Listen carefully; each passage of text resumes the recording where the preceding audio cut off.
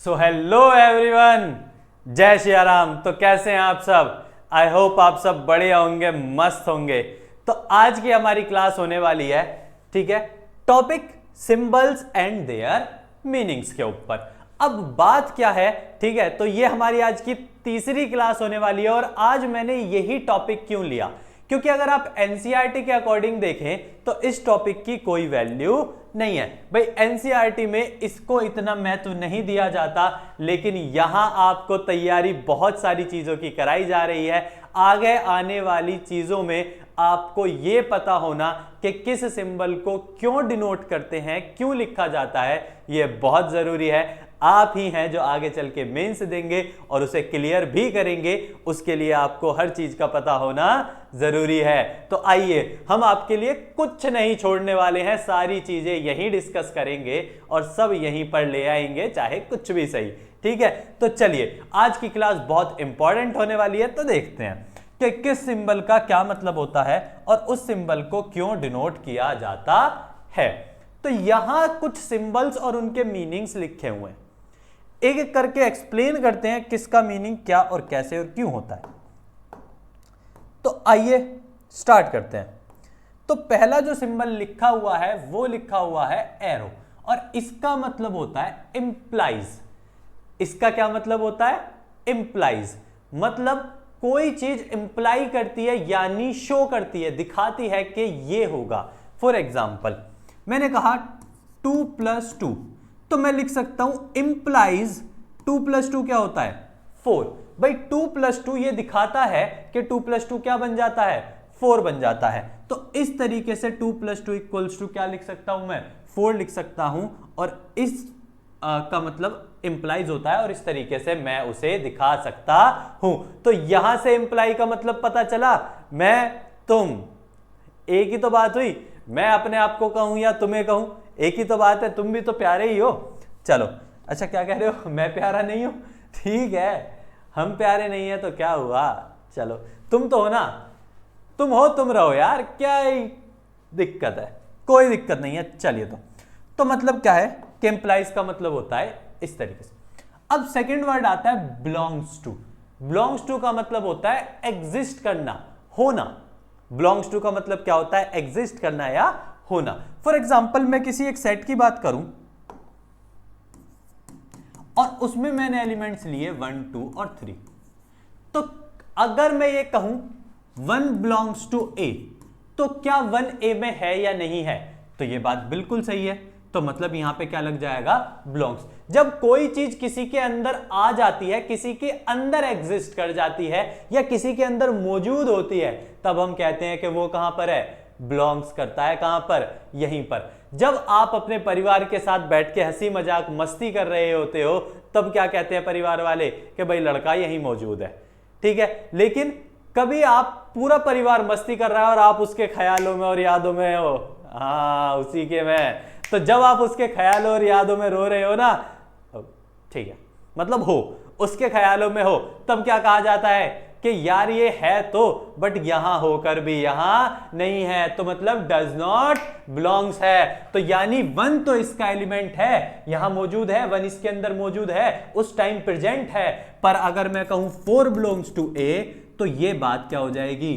गलत। 4 ए में बिलोंग्स नहीं कर रहा है, यहां मुझे लगाना पड़ेगा 4 डज नॉट बिलोंग्स टू ए।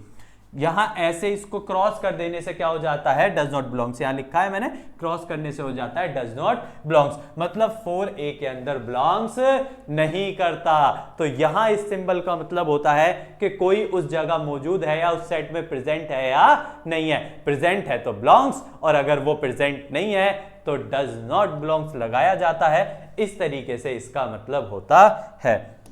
ये मतलब आपको पता होने बहुत जरूरी है, ठीक है। तो ये सारी बातें आपको पता होनी चाहिए।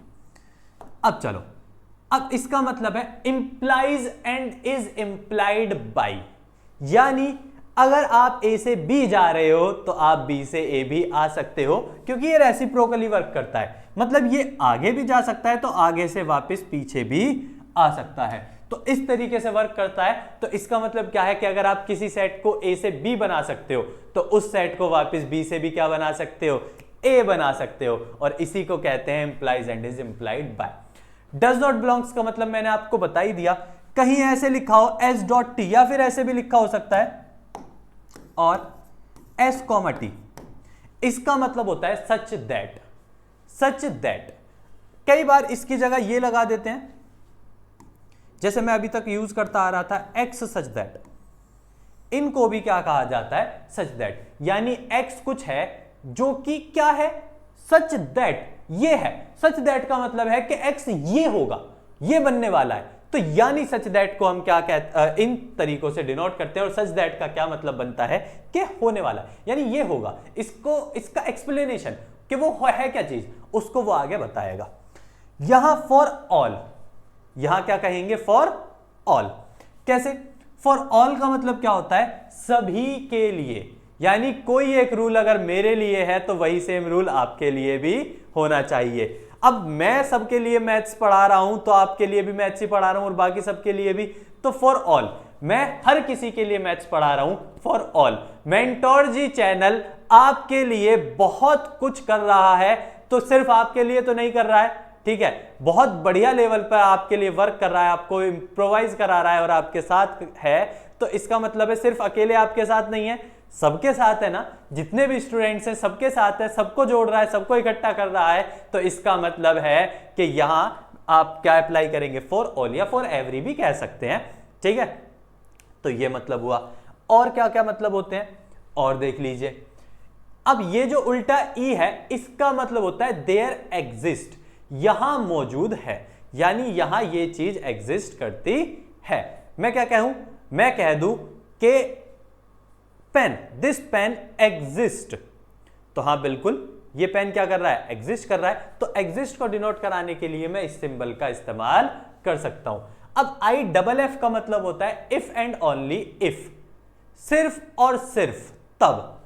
मैं कह दूं फॉर एग्जाम्पल के तौर पे कि x की वैल्यू 2 है,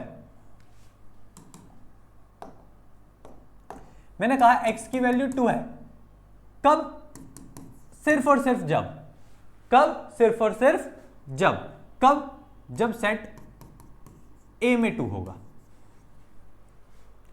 x की वैल्यू 2 सिर्फ तब हो सकती है जब सेट A का एलिमेंट सिर्फ और सिर्फ क्या हो, 2 हो। तो इफ एंड ओनली इफ, यानी कंडीशन के लिए, जिस कंडीशन के लिए x 2 हो सकता है, सिर्फ इकलौती उस कंडीशन को दर्शाने के लिए, इकलौती एक ही कंडीशन को, सिर्फ एक ही कंडीशन को, उसको दर्शाने के लिए क्या लगाते हैं हम, IFF, और इसका मतलब होता है इफ एंड ओनली इफ, ठीक है। हम आप सबसे प्यार करते हैं, इफ एंड ओनली इफ, आप भी हमसे क्या करें, प्यार करें, सपोर्ट करें, ठीक है। तो इस तरीके की चीजें होती हैं। तो इफ एंड ओनली इफ का मतलब हो गया। कैपिटल N से क्या डिनोट होते हैं, नेचुरल नंबर्स। I और Z से हम इंटीजर्स को डिनोट करते हैं, R से हम रियल नंबर्स को, C से कॉम्प्लेक्स नंबर्स को, और Q से रेशनल नंबर्स को। अब आई होप आपको ये नंबर्स तो पता ही होंगे, आप 11th क्लास में आ गए हैं कि ये नंबर्स क्या क्या होते हैं, 10th में पढ़ के ही आए होंगे ना। तो इस तरीके से तो ये सारे सिंबल्स होते हैं और आपको इनके मतलब पता होने चाहिए। ये आज की क्लास आपको लगेगा इंपॉर्टेंट नहीं है, बट बता दूं ये आगे चल के आपके लिए बहुत ज्यादा इंपॉर्टेंट है। तो आज की क्लास को ऐसा ना समझे कि आज की क्लास में कोई बात नहीं हुई। जो आज की क्लास में बात हुई है ना, बिना उसके तो सब फेल है, सब बेकार है, ठीक है। आगे आप समझ जाओगे, अपनी पढ़ाई को कंटिन्यू करते रहें, ठीक है। IIT मेंस दें या कोई भी कॉम्पिटिटिव दें, फिर आगे चल के BTech या कोई भी BSc कुछ भी लें, ठीक है। आपको इसकी वैल्यू पता चल जाएगी। जब आपको ऐसा होगा तरस जाएंगे अगर आपने ये नहीं पढ़ा होगा तो, ठीक है।